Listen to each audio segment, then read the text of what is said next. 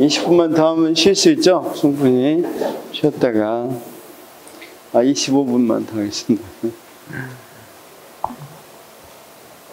자, 이게 지금까지 조직혁신에서 그래도 1순위로 나올 게 BSC입니다. 거기 BSC가 나올 확률이 제일 높기 때문에 균형성과표가 높기 때문에 자, 꼭 알아두셔야 됩니다.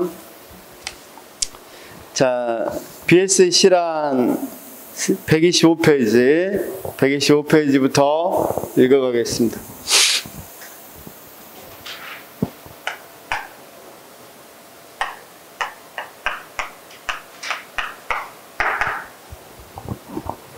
자,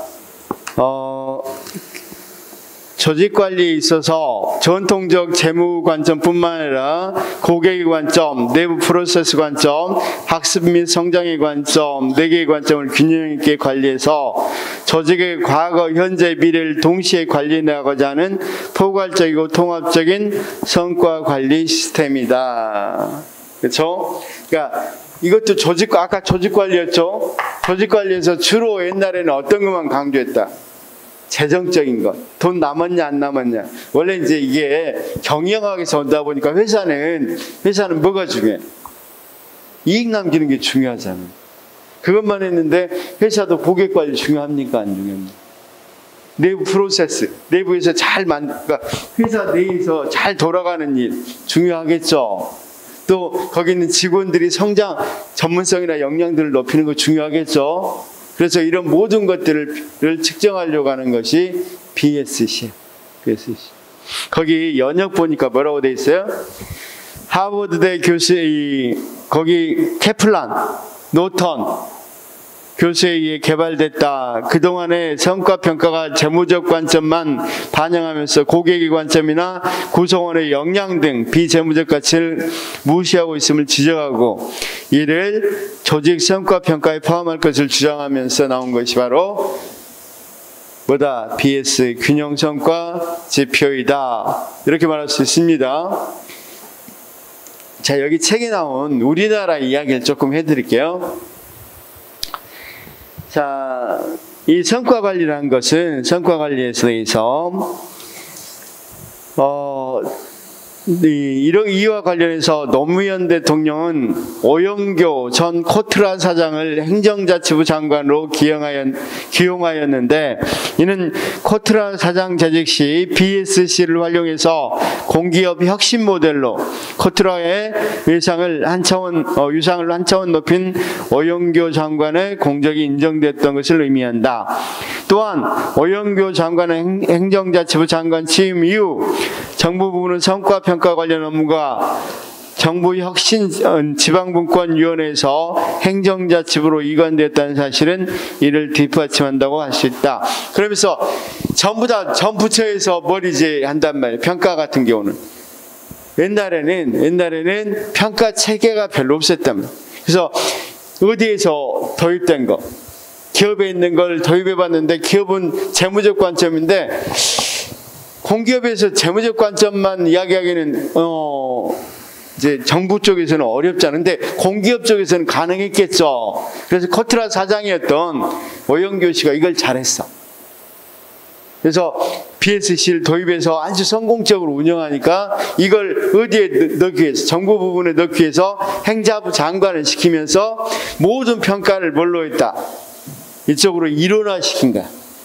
그래서 그 결과물로 만들어지는 게 이 정부 업무평가 기본법이 만들어진 거야. 그래서 정부 업무평가 기본법이라고 해서 지금 하고 있는 많은 정부 업무에 대해서 평가를 할 때 기관 평가 같은 거 많이 하죠. 그걸 평가할 때 이 사람이 얼마나 돈 남겼느냐, 공공 부분 좀 그렇지만 남겼느냐보다는 어떤 것, 고객들에게 얼마나 대응을 잘했는지, 또는 내부의 이런 제도들을 얼마나 잘 바꿨는지, 자기의 역량을 또 얼마나 높였는지 이런 것까지 다 평가하도록 한단 말이에요. 조직 내부에 있는 조직원들의 역량을 얼마나 높였는지, 그렇죠? 그래서 자, 그 밑에 뭐라고 되어 있습니까? 구성 요소에서 미션, 비전, 전략 목표, 핵심 성공 요인, 핵심 성과 지표 이런 것들을 마련하는데 실은 그냥 어떤 거라고 생각하면 좋냐면 우리 책을 좀 볼까요? 책을 보는 게 조금 더 좋을 것 같아요. 책은 나올 것 같으니까. 책의 BSC 부분에서 보면 그 표 있죠. 책에서 173페이지 봐봐요.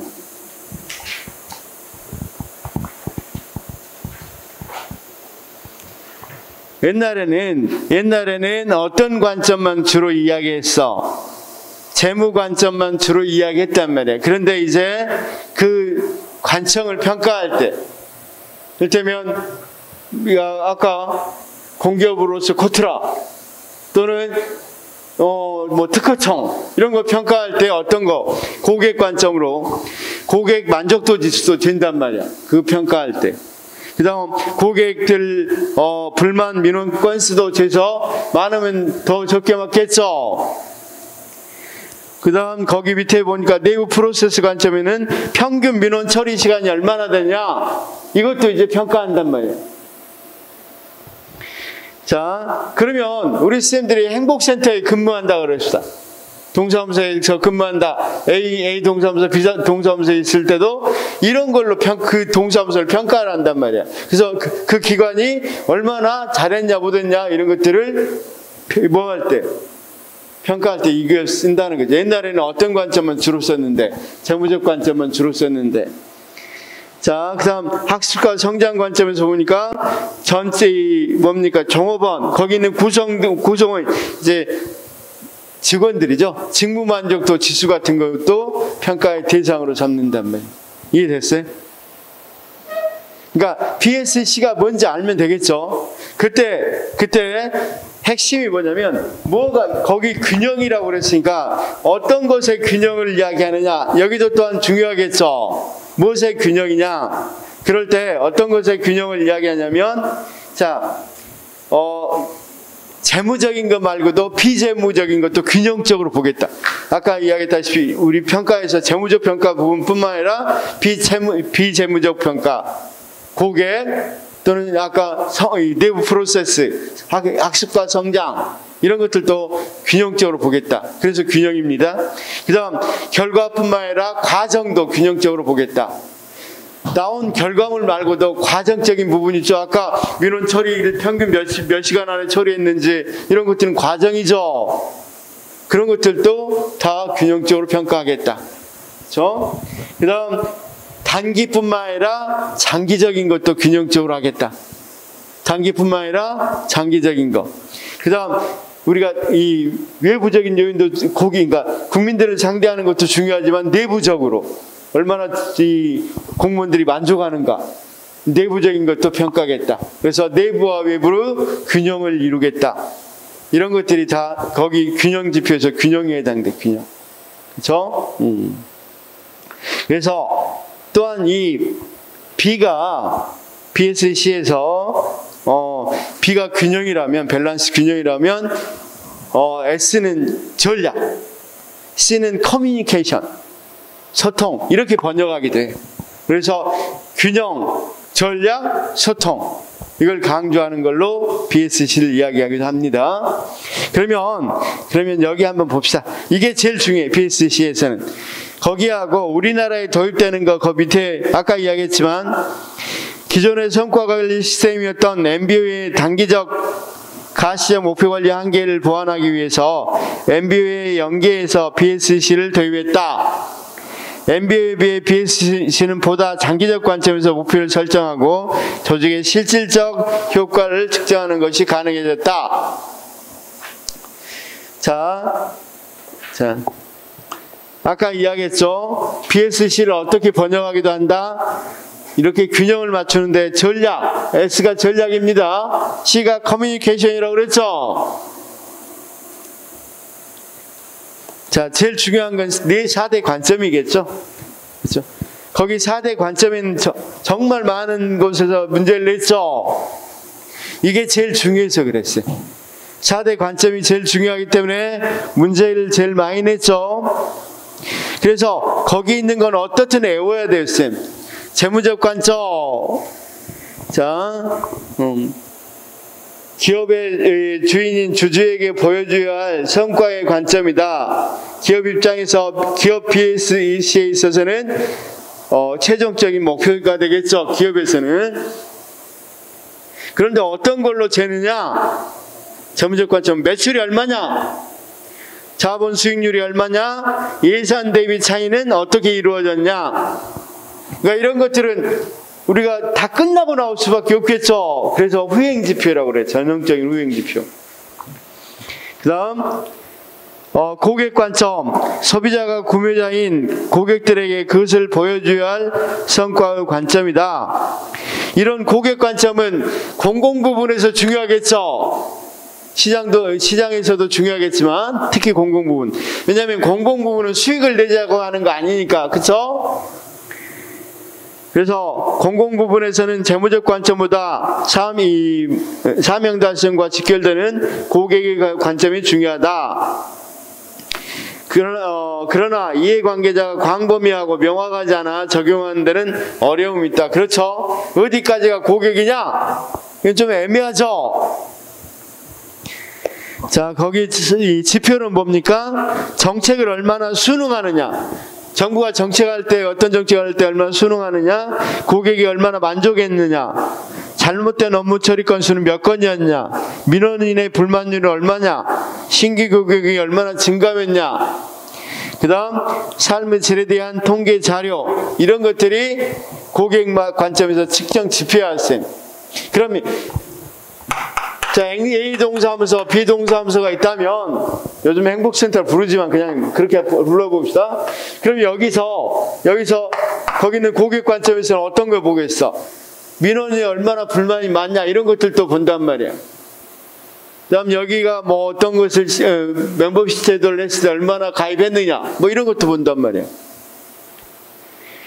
자, 내부 프로세스 관점에서는 거기 뭐라고 되어 있습니까? 원래는 목표 달성을 위해서 기업 내부의 일처리 방식의 혁신 관점이고, 자, 공공 부분에서는 정책 결정 과정, 집행 과정, 제어 서비스 전달 과정 등을 포함한 넓은 의미고, 의사결정 과정에 시민 참여가 얼마나 되느냐, 적법 절차냐, 커뮤니케이션 구조는 어떻게 되느냐, 관련 정보 공개는 했냐 안 했느냐 이런 것들이 전부 다 내부 프로세스 관점이고, 학습과 성장 관점은 자, 개념에서는 변화와 개선의 능력을 어떻게 키워나가야 할 것인가에 대한 관점이고, 주로 여기서는 성장이란 건 미래를 주로 기점으로 하겠죠. 미래를 중점으로 두고, 공공 부분에서는 구성원의 이 지식의 창조와 관리, 그 다음 지속적인 자기혁신의 성장 등이 중요한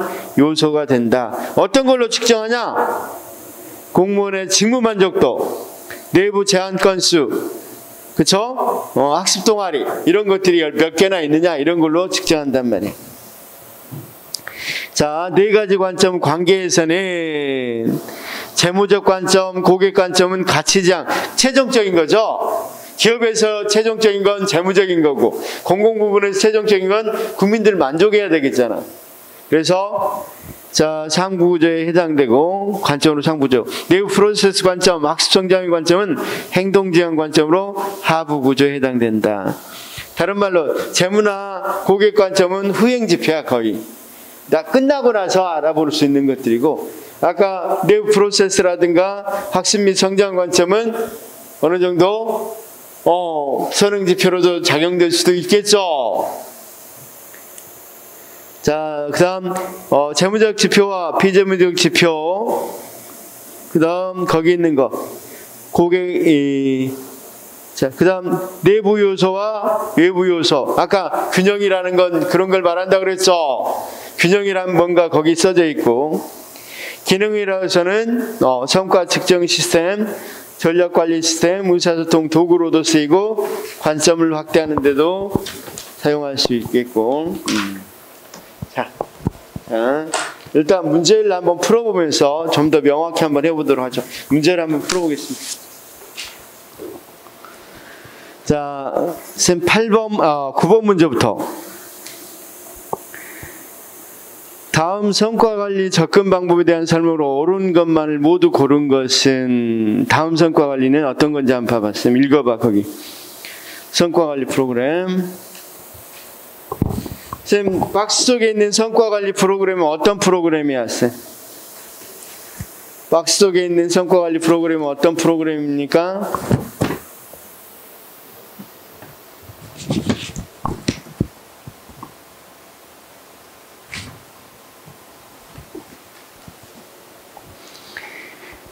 딱 봐도 균형 성과 지표죠. 그러면 옳은 것만 모두 고르면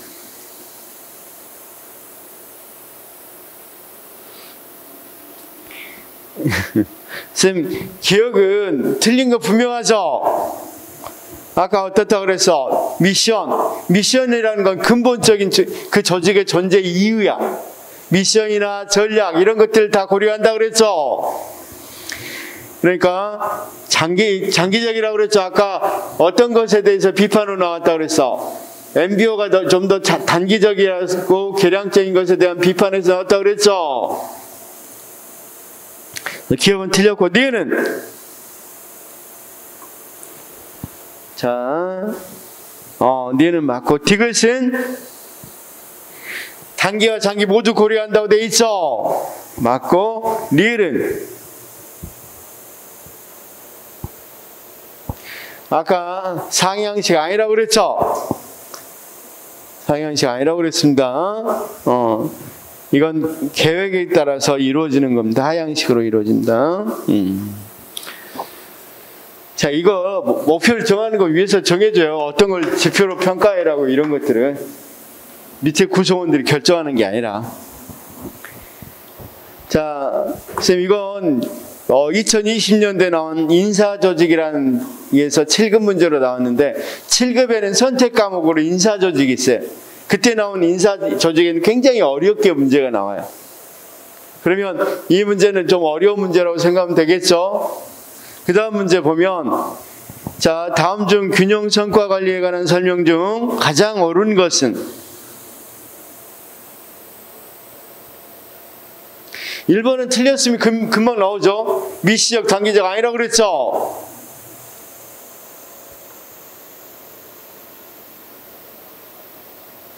2번은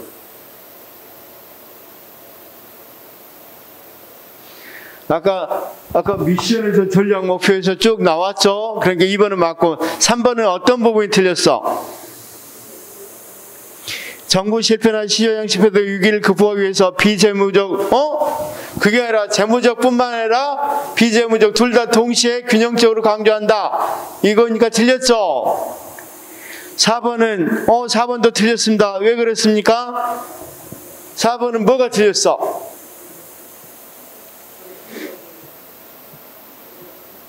재무적 지표는 전통적인 선행지표라 그랬어? 후행지표라 그랬어?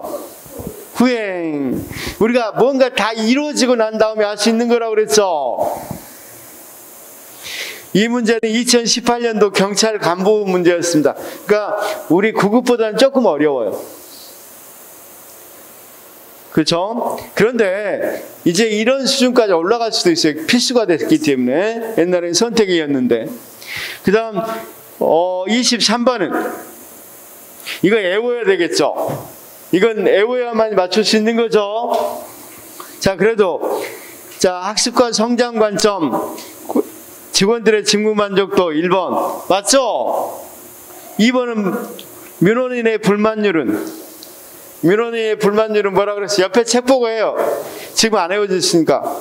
그렇죠. 고객 관점이죠.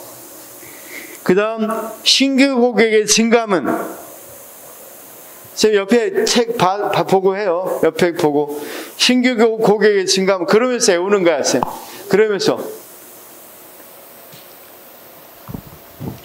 쌤 그 126페이지 그 4대 관점 있잖아. 그 보면서 해요. 126페이지 요약편 보면 126페이지 있죠?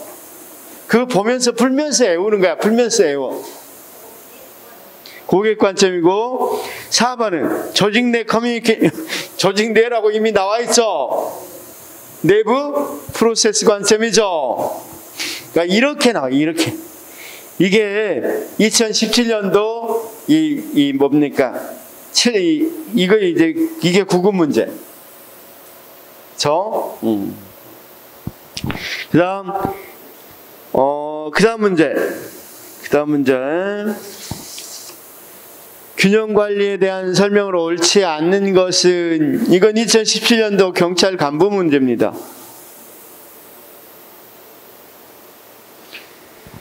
자, 하버드대학교 이건 맞죠?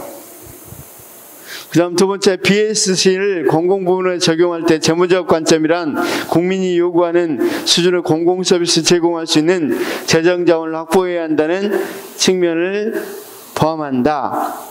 3번, BS 지표 중 재무적 관점은 민간 부분에서 특히 중시하는 재무적 지표는 그렇죠. 그것으로 대표적인 맞죠? 후행지표.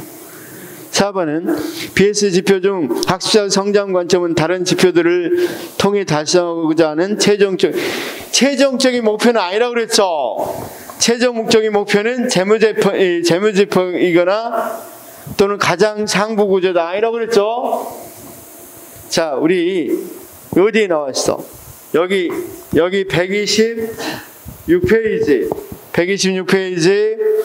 자, 4개의 관점은 관계에서 나와 있죠. 4개의 관점, 관계에서 보면 재무적 관점과 고객 관점은 고객 가치지향적으로 상부 구조에 해당되고, 내부 프로세스와 학습 및 성장의 관점은 행동지향적 관점으로 하부 구조에 해당한다. 이렇게 되어 있죠. 자, 그래서 12번은 4번이 답이고, 13번은 균형 성과표에 대한 설명으로 옳지 않는 것은 옳지 않는 거, 이것도 상당히 어려운 문제인데 잘 풀어보시기 바랍니다. 그런데 이건 답은 별로 어렵지 않죠.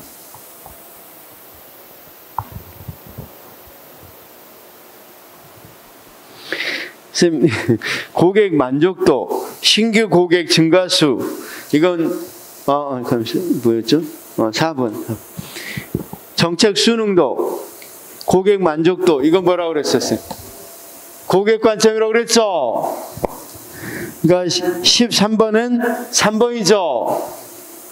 결국은 이 4대 관점만 잘 알아도 문제 푸는 데는 거의 지장이 없죠.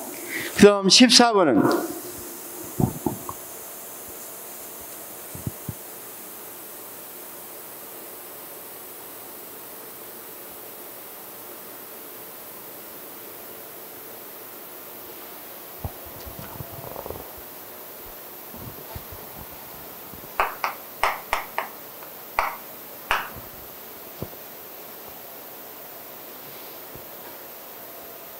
자, 1번 어때요? 맞아요? 틀려요? 1번, 14번에 1번 맞고, 그쵸?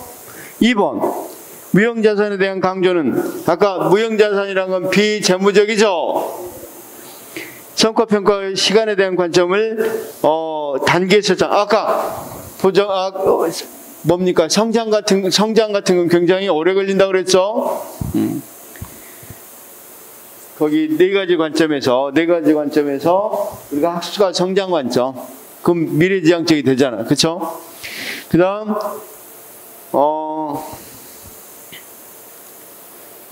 고객 관점을 성과지표에는 고객 만족도, 신규, 맞죠? 내부 프로세스 관점이 통합적인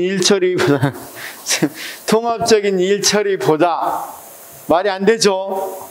거꾸로 돼 있죠. 개발 처리보다는 통합적인 일 처리가 중요하겠죠. 자, 우리 쌤 이제 이 행정학 말고 문제를 풀 때 팁을 드리는데, 객관식에서 보다 이 관점은 이건 무조건 답일 가능성이 굉장히 높아요. 자, 우리가 출제자들은 문제 오류를 범하면 안 돼.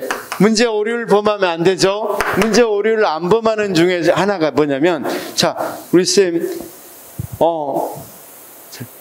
저는 워낙 키가 작으니까 놔두고 중간인 우리 이 남자 쌤 키 커요, 적어요? 어떤 사람 크다고 할 수도 있고 적다고 할 수도 있겠죠. 근데 저보다 크다 무조건 맞죠. 그냥 크다 적다 해버리면 뭐가 된단 말이에요. 답이 애매해지는데 나보다 크다 이건 완전히 맞잖아. 누굴 기준으로 해버리면 맞아버리죠. 그러니까 출제하는 사람들이 이 말을 굉장히 잘 선호해. 문제 오류를 없애기 위해서. 그러니까 뭐 보다 그러면 일단 조심해야 돼. 답일 가능성이 굉장히 높다는 거예요. 무슨 말씀인지 아시겠죠? 사회과학이 자연과학 같이 딱 정답이 있지 않다 보니까 뭐 보다가 나오면 거의 대부분은 답일 가능성이 있다. 그 다음 15번은 (5번까지) 나온 건 국회는 5번까지입니다. 국회는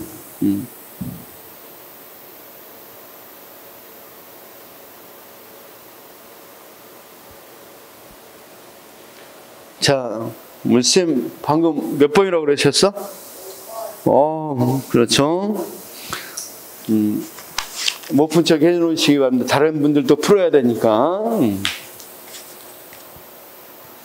5번 맞죠? 5번이 맞습니다. 마지막 16번.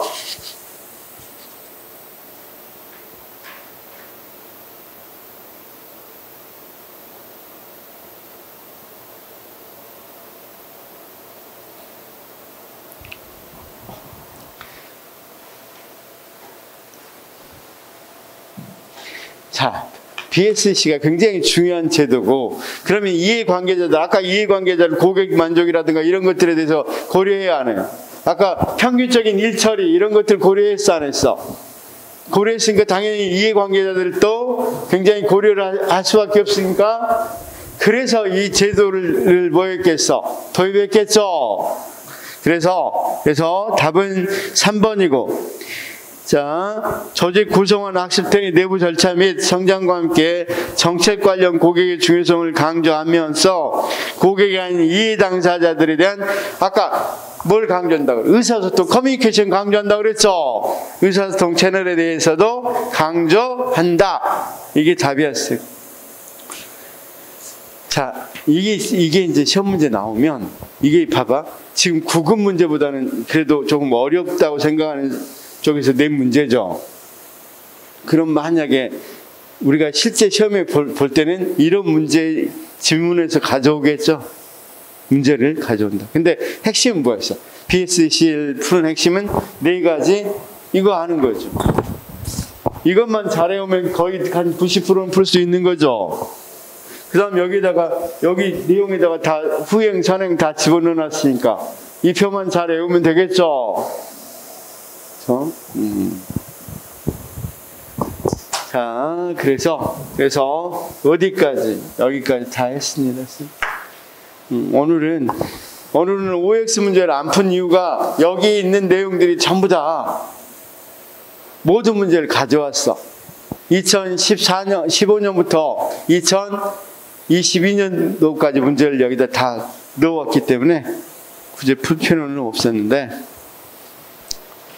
자,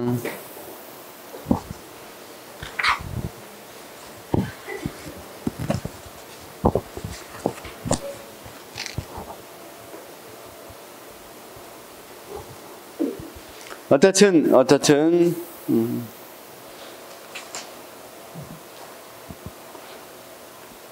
자, 이렇게 해서 시험 얼마 안 나오면 요약집하고 암기집 두 개만 가지고 보고, 나중에 시험장에 가서는 암기집만 이렇게 쭉 넘겨보면 되겠죠. 요약집에다 크게 별표해놓은 방금같이 BSC를 다 볼 필요 없이 그 한 표만 보면 되겠죠. 그렇게 해서 뭐 하는 거하고 암기하는 거하고 요약하는 것만 다 외우면 되겠습니다. 시험들이 반응이 별로 없어서 요약 암기집은 안 할까지도 싶어. 이거 너무 많이, 왜냐면 지금 이렇게 되거든. 이 조직효과성 BSC에서는 자, 핵심은 재고과학이죠. 재고과학인데 재고과학에서 재가 어떤 거냐? 재무적 관점에는 이를테면 뭐 어떤 거에서 아까 우리가 결산, 예산과 예산의 차이 뭐 이런 것들이었죠. 이런 것들을 뭐 한다? 에우도록 또 연결시키면 되겠죠. 자, 다시 고객 관점이 뭐였어? 고객 관점이 정책 수능도 또는 고객의 만족도 이런 거였죠. 그러면 구체적으로 봐. 고객 관점, 수능도 뭐 이렇게 고순 뭐 이런 식으로 외우면 되겠죠. 자, 그런데 이것도 이렇게 나눠주면 다 잊어먹을 거란 말이야. 그래서 이렇게 재본화해주면 최소한 그것만 갖고 이렇게 조직론이 이 정도니까 이 정도는 물론 요약해서 가져왔지만 이 정도면 한 장에다 다 들어가겠잖아요. 그렇죠? 대신에 그걸 좀 잘 외웠으면 좋겠습니다. 다시 한 번만. 변혁적 리더십은 뭐였어? 예보겁이 영감지게. 젊은 감자찌개, 영감지게. 그쵸? 자, 거부해요? 머릿속에서 막 거부해? 자, 알았습니다. 자, 고생하셨습니다.